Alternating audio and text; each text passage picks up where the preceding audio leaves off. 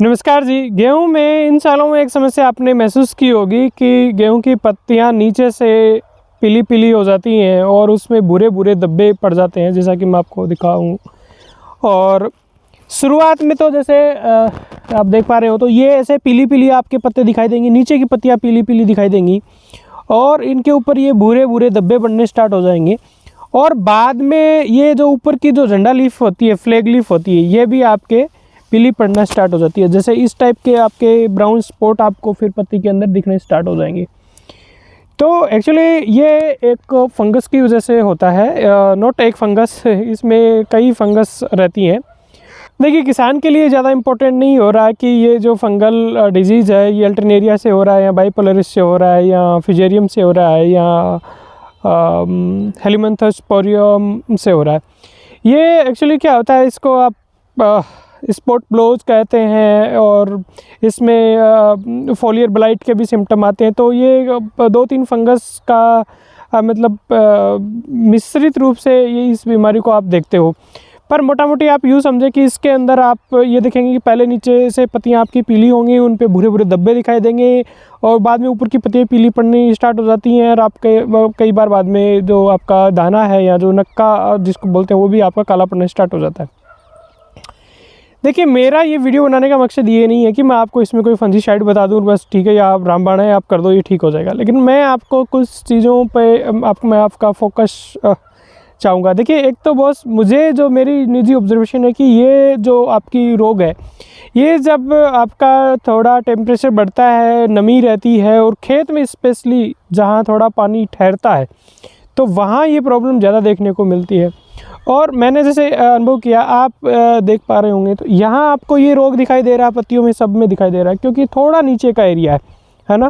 और मैं आपको आगे दिखाऊंगा इसी खेत में जो जहाँ थोड़ा ऊंचा एरिया है, और आप देखेंगे कि मेड़ के आसपास जो पौधे थोड़े ऊपर हैं जिनमें पानी रुकता नहीं है, उनमें वो पौधे देखो, ये पौधे आपका ऊंचा है ये एरिया, तो ये कंपेरेटिवली आपको ज़्यादा समझते दिख रहे होंगे। इसमें कोई भी पत्ती आपको नीचे से पीली नहीं दिखाई दे रही होगी। देखिए, देखिए आप देख पा रहे हैं, मैं आपका को ये बताना चाह रहा हूँ कि एक तो हम खुला पानी खेतों में देते हैं और पानी खूब एकदम से मतलब डुबो के हम गेहूं को मारते हैं। और दूसरा, यदि हम बहुत मतलब नॉर्मल पानी भी देते हैं, तो जो मेरी अपना एक मानना है, ये कोई वैसे कोई साइंटिफिक बात नहीं है, पर मेरे को ऐसा लग रहा है कि अपनी ज़मीन में नीचे एक हार्ड पान बन गया, एक हार्ड लेयर बन गई, तो पानी नीचे तो जाता ही नहीं है, वो स्टैंडिंग ही रहता है। और पानी स्टैंडिंग रहता है, उसकी वजह से ये फंगल डिजीज़ें बढ़ती हैं और ये बढ़ती जा रही हैं, बढ़ेंगी भी। तो मेरा आप लोगों से एक तो इस चीज़ पे मैं आपका अटेंशन चाहूँगा कि प्लीज़ आप थोड़ा सा गेहूं में पानी पे ध्यान दें कि ये नहीं कि भरा है, भरा ही रहने दें। और दूसरा, आपने जहाँ बहुत ज़्यादा बीज जहाँ डलता है, सीड रेट ज़्यादा रहती है और उसकी वजह से नमी बनी रहती है नीचे की पत्तियों पे, और अभी ये टाइम ऐसा होता है कि जब बाली आ रही होती है गेहूं में, तब वातावरण में नमी रहती है तो पत्ती गीली रहती है, तो वो भी कहीं कहीं ये सब वजह मिलके ये 3-4 फंगस हैं जो जिनके कलेक्टिव इफेक्ट से आपका पत्ती पीली और ऊपर भूरे धब्बे और बाद में आपका काला नक्का, ये सब प्रॉब्लम होती है।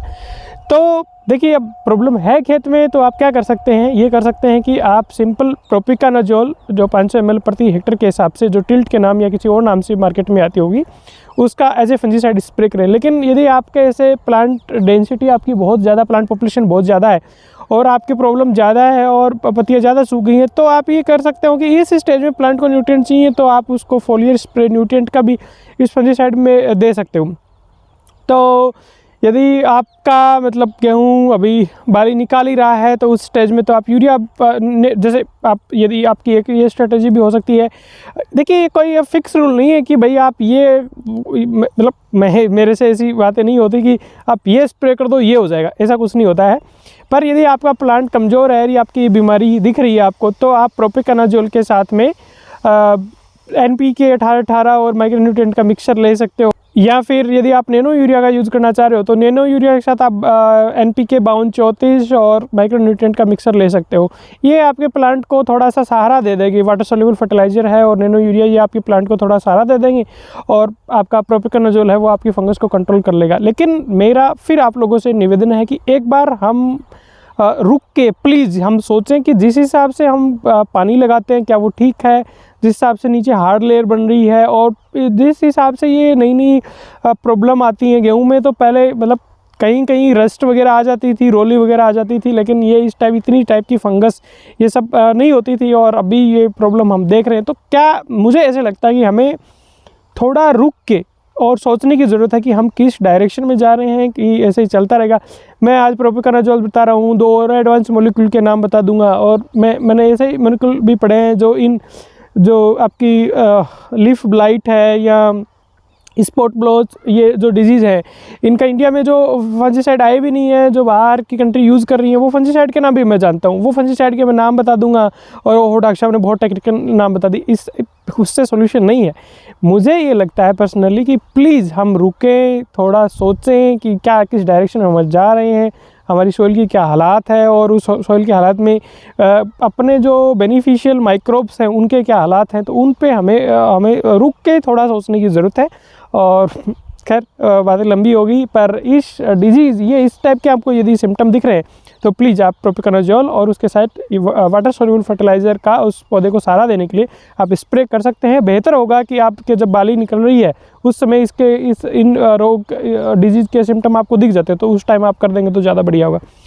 उम्मीद करता हूँ जानकारी ठीक लगी होगी। जानकारी ठीक लगी तो आप इसको शेयर कर सकते हैं, इस चैनल को सब्सक्राइब भी कर सकते हैं। नमस्कार, जय हिंद।